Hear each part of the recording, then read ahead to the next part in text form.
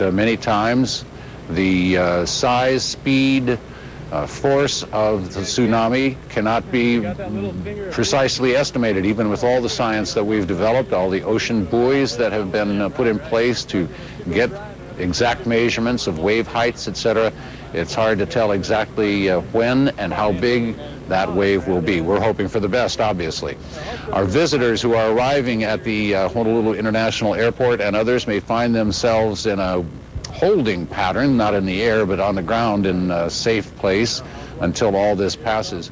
That will present some difficulties for them. On Maui at the Kahului Airport, they will have to wait for quite a while until the all clear is given, due in large part to the fact that the rental car lots are all in the inundation zone, and so they will have to make sure that all of that is clear before they are able to proceed to their destinations, wherever that might be. Of course, a lot of people flying into Hilo to visit the volcano and Volcano National Park.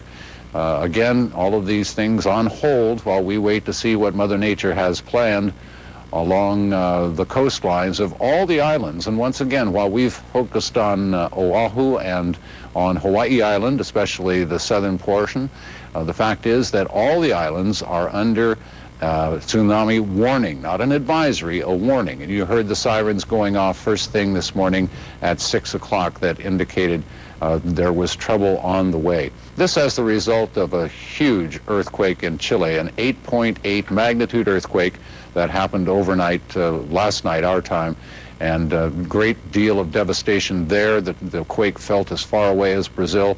And in Santiago, 200 miles northeast of the epicenter of that earthquake, severe damage to a lot of buildings there. No estimate on the death toll. Communications, of course, cut off to a lot of those areas, parts of rural Chile and the Andes, hard to get to. It'll be days, weeks perhaps, before an official estimate of the damage and the death toll can be made. In the meantime, we wait for word from the Pacific Tsunami Warning Center and from our friends in Hilo. It is coming up on 12:02. Let's check back in with Jai Cunningham at the Pacific Tsunami Warning Center. Jai?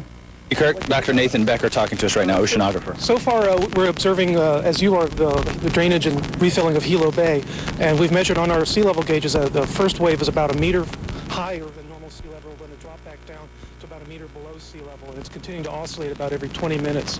We've also seen a wave on our Kauai high gauge just north of Kona, and there's a very small signal we saw on our Barber's Point gauge I just looked at. But right now, Hilo, it's still, as you see on the TV, it's still filling and draining, and this could continue for some time. And so this could get bigger. We don't know yet. Like I said earlier, the first wave is not necessarily the largest wave, but very clearly this is a tsunami taking place in Hawaii right now. And you said that these things come in 20-minute intervals, these particular waves. It's been about 40, 60 minutes in now. So you said the first wave, not necessarily the biggest, but third could be the biggest. But are we on the third or fourth wave now? From what I just saw, it looked like the second wave was starting to decay, started to go back down. They had their second peak. So peak to peak would be about 20 minutes, I guess, or so.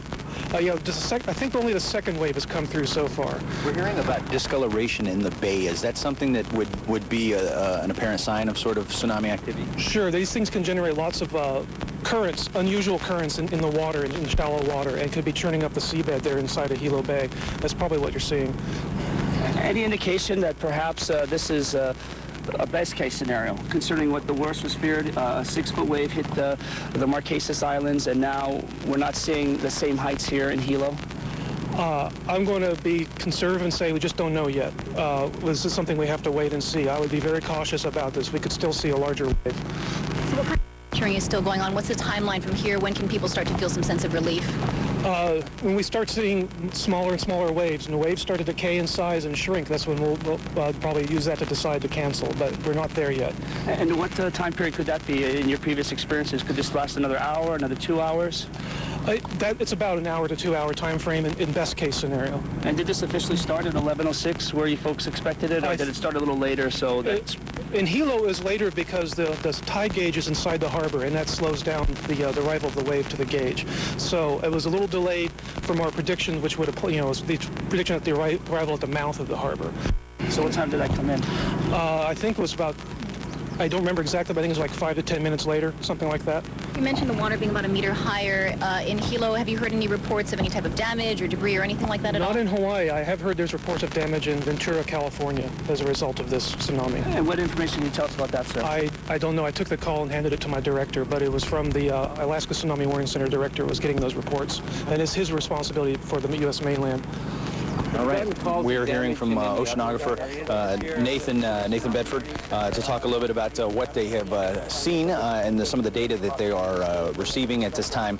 So as they had talked about, they believe that the second wave, the second surge, has already occurred with just about a meter in its measurement, so not necessarily large waves, but then again, we will keep you informed, as they say, another hour or two that they will be kind of keeping track of this. Skirt, back to you.